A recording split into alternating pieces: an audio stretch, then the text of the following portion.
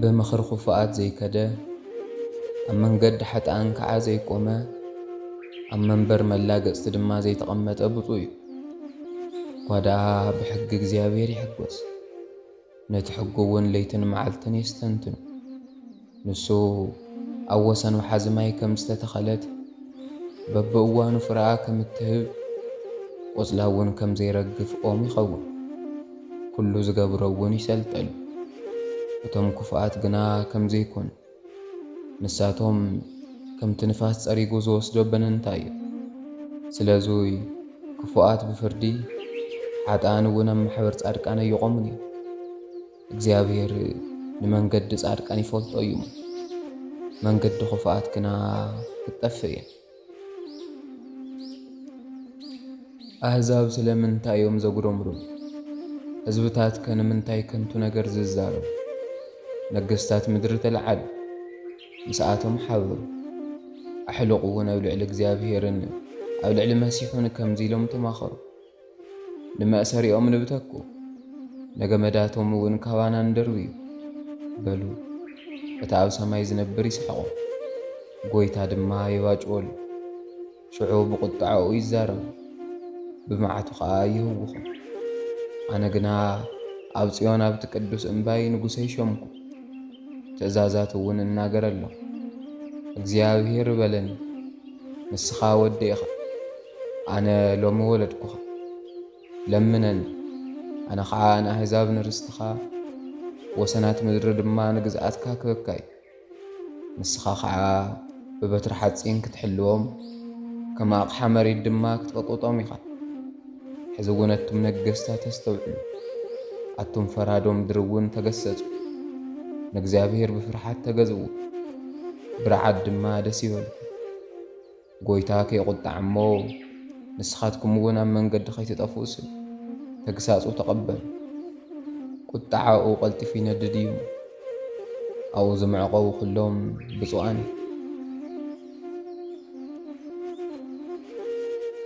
أو قويتا زج أنو غلي كندي بزو كندي كأيوم بايز اللعب بزوحات سبات لنفسي أملاخ كي أيد حنا كنبلوا أو قويتا نسخاقنا مسأقعي كبرين نرأسيون لعلة تبلان نسخايا دمزي عوابي لنا بإግዚአብሔር أوخ كاو قدوس انباوخ عايسام عمي أنا هرسو دكسكو إግዚአብሔር دقيفني يمو نقحو كابتوم زخبونو آلافات هزابي يفرحني أو قويتا تسد أو عملاخي يادحنني نسخاني من قاقا خلوم تلاتي وقعها يخمو نسنان خفاء سبات ون سيركا يخم مدحنا እግዚአብሔር بركت كون أو للهزو خاي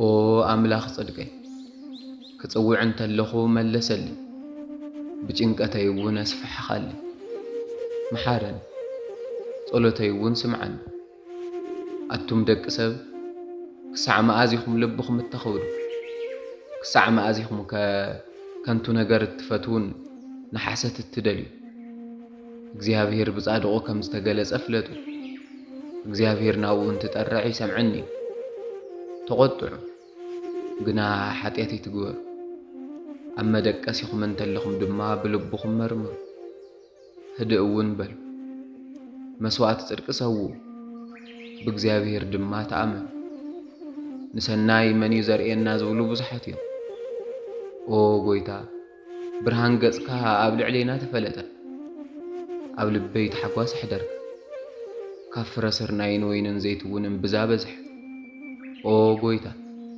نسخا بين خايخا بأمنة التحدرن نمو أهرسن بسلام دك سنلو أو قويتا نقالي يدمز نترعاني ونستب أو نقوسينا أملاخي ناباخا صلل لخمو نقال أوياتي يدمز أو قويتا بقي حد دمزيك تسمعخ أنقيه بقدمي خاك قومي كصبوني نسخا خفاء زي تفتو أملاخي كفو دما مسخا يحدرني بخانتو زمكحو ኣብ ቅድሚ ዓይንኻ ይነብሩ ንኹሎም ገበርቲ ዓመፃ ጸላእኻ ኦ ጎይታ ሓሰት ንዝዛረቡ ተጥፎም እግዚኣብሔር ንደም ዘፍስስን ንመታለልን ይጽየፍ ኣነ ግና ብብዝሒ ምሕረትካ ናብ ቤትካ ክኣቱ እየ ንኣኻ ብምፍራሕ ናብ ቅድስቲ መቅደስካ ሰግድ ኣለኹ ኦ ጎይታ ምእንቲ ጸላእተይ ብጽድቅኻ ምርሐኒ መንገደይ እውን ኣብ ቅድሜኻ ቕንዕሊ ኣብ ኣንደበቶም ሓቂ የለ ልቦም እውን ከንቱ እዩ ጎረሮኦም ከም ክፉት መቓብር እዩ ብመልሓሶም እውን ይጥብሩ ኦ ጎይታ ንስኻ ኾንኖ ንሳቶም ኣብቲ ዝኣለምዎ ምኽሪ ይውደቑ ከም በዝሒ በደሎም ኣሳጉጉ ኣብ ልዕሌኻ ዓሚፆም እዮም ኩሎም ብኣኻ ዝእመኑ ግና ክሕጐሱ እዮም ንዘለዓለም ደስ ክብሎም ንኣቶም እውን ክትሕሉ ኢኻ ኩሎም ንስምካ ዘፍቅርዎ ድማ ብኣኻ ክምክሑ እዮም ኦ ጎይታ ንስኻ ንጻድቕ ትባርኹ ኦ ጎይታ ከም ዋልታ ብመጎስ ከለልካኒ ኦ ጎይታ ብቁጣዓኻ ይትቕሰፈኒ ብመዓትካ እውን ይትገስጸኒ ኦ ጎይታ ድውእ እዮም እሞ መሓረኒ ኣዕጽምተይ ታዊኸን እየን እሞ ፈውሰኒ ነፍሰይ እውን የመና ታዊኻ እየ ኦ ጎይታ ንስኻ ክሳዕ መዓዝ ኦ ጎይታ ተመለስ እሞ ንነፍሰይ ድሕኒ ምእንቲ ምሕረትካ ድሕነኒ ብሞት ዝዝክረካ የለን ኣብ ሲኦልከ መን የመስግነካ ኣነ ብጭንቀተይ ደኺመ ኣለኹ ኩሉ ለይቲ ዓራተይ ሓጸቡ ንመንጸፈይ ከዓ ብንብዓተይ ረሐስኩ ዓይነይ ካብ ቁጡዕ ንብዓት ዝተለዓለ ተሃወኸት ካብ ኩሎም ጸላእተይ ዝተለዓለ ኣረግ እግዚኣብሔር ንድምፂ ብኽያተይ ሰሚዕዎ እዩ እሞ እቱም ገበርቲ ዓመፃ ኹለኻትኩም ካባይ ረሓቑ እግዚኣብሔር ልመናይ ሰምዐ እግዚኣብሔር ንጸሎተይ ከዓ ተቐበለ ኩሎም ጸላእተይ ይሕፈሩን ይዋረዱ ንድሕሪት ይመለሱ ቀልጢፎም እውን ይሕፈሩ ኦ ኣምላኸ ብኣኻ ተኣምው ካብ ኩሎም ዝኸቡነ ድሕነኒ ኣናግፈኒ ዘድሕንን ዘናግፍን ኣብ ዘይብሉ ንነፍሰይ ከመንበሳ ከይምንዝዕዋን ከይሰላልዕዋን ኦ ጎይታ ኣምላኽ ከምዙይ ገይረ እንተደኣ ኾይነ ኣብ ኢደይ እውን ዓመፅ እንተተረኺቡ ክፉእ ንዝገበርኒ ክፉእ መሊሰሎም እንተኾይነ ንጸላእየይ እውን ብኸንቱ ገፊዕ እንተኾይነ ጸላኢ ንነፍሰይ የሳጉጓ ይርከባው ንሕይወተይ እውን ኣብ ምድሪ ይርገጻ ንኽብረይ እውን ኣብ ሓመድ የዋርድ ኦ ጎይታ ብመዓትካ ተስብ ኣብ ልዕሊ ተጻረርተይ ብቁጣዕ ተልዓል ኦ ኣምላኽ ብዝኣዘዝካዮ ስርዓት ንቓሕ ጉባኤ ኣሕዛብ ክኸበካ እዩ ኣብ ልዕሊኣቶም እውን ናብ በሪኽ ተመለስ እግዚኣብሔር ብኣሕዛብ ክፈርድ እዩ ኦ ጎይታ ከም ጽድቀይ ይፍረደለይ ከም ለዋህነተይ እውን ይኹነኒ ክፋት ሓጥኣን ይጥፋእ ንጻድቃን ግና ቕናዕ እዩ እግዚኣብሔር ልብን ኩላሊትን ይምርምር እግዚኣብሔር ናይ ጽድቂ ዋልታ እዩ ንሱ ንቑንዓት ልቢ የድሕኖም ኣምላኽ ናይ ሓቂ ፈራዲ እዩ ሓያልን ተዓጋስን ኩሉ ሻዕ እውን ይቝጣዕ እንተዘይተመሊስኩም ግና ሰይፉ ይስሕል ቀስቲ እውን ገተር ኣዳለዉ ናይ ሞት ኣጽዋር እውን ኣዳለወሉ ፍላጻታት እውን ከም ዝቃጸሉ ገበረ እንሆ ዓማጺ ብዓመፃኡ ተጨነቐ ጉድኣት ጠነሰ ሓጢኣት እውን ወለደ ጉድጓድ ኳዓተ ኣዕመቐው ናብቲ ዝኳዓቶ ጉድጓድ ድማ ይወድቕ ጉድኣቱ ናብ ባዕሉ ይምለስ ዓመፃኡ እውን ኣብ ናላኡ ትወርድ ንእግዚኣብሔር ከም መጠን ጽድቁ ኸመስግኖ እየ ንስም ልዑል እግዚኣብሔር ከዓ ኽዝምር እየ ኦ ጎይታና ስምካ ኣብ ኩሉ ምድሪ የመና ተመስገነ ምስጋናኻ ኣብ ልዕሊ ሰማያት ልዕል ልዕል ኢሉ እዩ ብኣፍ ቆልዑን ሕፃናትን ምስጋና ኣዳለኻ ምእንቲ ጸላእትኻ ንጸላእን ንተበቃልን ምእንቲ ኽተጥፍ እዩ ስራሕ ኣጻብዕትኻ ንዝኾኑ ሰማያትን ነቶም ዝፈጠርካዮም ወርሕን ከዋኽብትን ምስ ረኣኹ ንስኻ ክትሓስቦስ ሰብ እንታይ እዩ? ክትምልከቶ ኸ ወዲ ሰብ እንታይ እዩ? ካብ መላእኽቲ ቁርብ ኣነእስካዮ ብኽብርን ብምስጋናን ኸሊል ከዓ ከለልካዮ ኣብ ልዕሊ ኩሉ ስራሕ ኣእዳውካ ሾምካዮ ንኹሉ ኣብ ትሕቲ እግሩ ኣግዛእኻዮ ንኹላተን ኣባጊዕን ከፍትን ከምኡውን ንእንስሳት በረኻን ንዕዋፍ ሰማይን ንዓሳታት ባሕርን ንኹሉቱ ኣብ መንገዲ ባሕር ዝኸይድን ኣግዛእኻሉ። ኦ እግዚኣብሔር ጎይታን ስምካ ኣብ ኩላ ምድሪ የመና ትመስገን። ኦ ጎይታ ብምሉእ ልበይ ኣመስግነካ ኣለኹ። ኩሉ ዘገበርካዮ ተኣምራት እውን ክነግር እየ። በኣኻ ደስ ይብለንን ሕጎስን እየ። ኦ ልዑል ንስምካ ክዝምር እየ። ጸላእተይ ንድሕሪት ምስ ተመለሱ ሰንከልከል ኢሎም ኣብ ቅድሜኻ ክጠፉ እዮም። ፍርደይ ንበቐለይን ጌርካለ ኢኻ እሞ ሓቅና ፈረድካ ኣብ ዙፋንካ ተቐመጥካ። ንኣሕዛብ ገሰጽካዮ ንኽፍኣት ከዓ ኣጥፋእኻዮ ስሞም ከዓ ንዘለዓለም ደምሰስካዮ። ጸላእቲ ብኹናት ንሓዋሩ ጠፉ ከተማታቶም ኣፍረስካ መዘከርታኦም እውን ብሓባር ጠፈ። እግዚኣብሔር ግና ንዘለዓለም ይነብር ዙፋኑ እውን ንፍርዲ ኣዳሎ።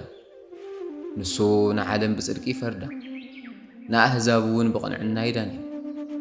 እግዚኣብሔር ንድኻታት መጸግዕ ኾነ ብጊዜ መከራኦም እውን ረዳኢኦም እዩ። ኦ ጎይታ ኩሎም እቶም ስምካ ዝፈልጡ በኣኻ ይተኣመኑ ነቶም ዝደልዩኻ እውን ኣይተሓድጎምን ኢኻ እሞ ነቲ ኣብ ጽዮን ዝነብር እግዚኣብሔር ዘምሩ ኣብ ማእኸል ኣሕዛብ ድማ ግብርታቱ ንገሩ። እቲ ደሞም ዝመራመር ንሱ ሓሲቡ እዩ ኣውያት ነዳያን እውን ኣይርስዕን እዩ። ኦ ጎይታ ራህርህሊ ነቲ ጸላእተይ ዘምጽኡለይ ዘሎ መከራ እውን ተመልከት። ካብ በርታት ሞት ልዕል ልዕለት ተብለኒ ኩሉ ምስጋና እውን ኣብ በርታት ጓል ጽዮን ምእንቲ ኽናገር ብምድሓንካ እውን ሕጐስ። ኣሕዛብ ናብታ ዝኹዓትዋ ጉድጓድ ወደቑ በቲ ዝሓውዎ መፈንጠር ከዓ እግሮም ተተሓዘ። እግዚኣብሔር ቁኑዕ ብምፍራድ ዝተፈለጠ እዩ። ሓጥእ ብግብሪ ኣእዳው ተተሓዘ። ሓጥኣን ናብ ሲኦል ክምለሱ እዮም። ንእግዚኣብሔር ዝረስዕዎ ኹሎም ኣሕዛብ ድኻን ሓዋሮ ይርስዓን እዩ። ተስፋ ጽጉማት እውን ንዘለዓለም ይጠፍእ። ኦ ጎይታ ተስብ ሰበይ ይበርትዕ ኣሕዛብ እውን ኣብ ቅድሜኻ ይፈረዱ። ኦ ጎይታ ፍርሓት ሕድር ኣሎ ኣሕዛብ እውን ሰብ ምዃኖም ይፍለጡ።